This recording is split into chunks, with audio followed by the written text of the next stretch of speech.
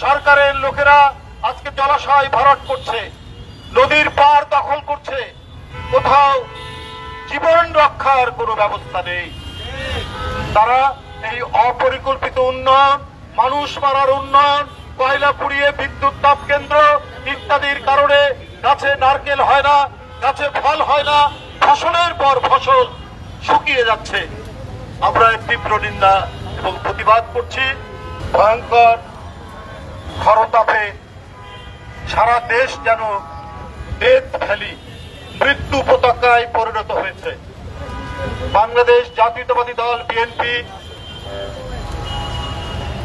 এই পরিপ্রেক্ষিতে মানুষ যাতে এই গরমের মধ্যে কিভাবে জীবনযাপন করবে, দলের পক্ষ থেকে আমাদের দলের স্বাস্থ্য বিষয়ক সম্পাদক ডাক্তার রফিকের নেতৃত্বে এবং দেশের বরেণ্য চিকিৎসকদের পরামর্শে একটি লিফলেট দেওয়া হচ্ছে। এই সাথে গরিব মানুষ যারা রিক্সাওয়ালা, ভ্যান চালক, রিক্সা চালক, সিএনজি চালক, তাদের মাঝে আমরা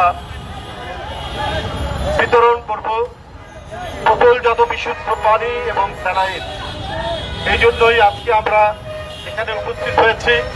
বন্ধুরা আমার, এই যে খরতাপ, এটা বেশ বড় অঞ্চল জুড়ে চলছে। আজকে পরিবেশের যে অবক্ষয়, এটা মানব। আজকে অপরিকল্পিত নগর, আজকে খাল, বিল, জলাশয় সব শুকিয়ে যাচ্ছে। আজকে যারা জমি দখল করে, যারা ভূমিদস্যু, তাদের প্রতাপের কারণে আজকে নদীতে পানি নাই, জলাশয়ে পানি নাই, মাছ নাই, গাছ নাই, বৃক্ষ নাই, এক মরুভূমির মতো পরিস্থিতি তৈরি হয়েছে। এর জন্য দায়ী সরকার।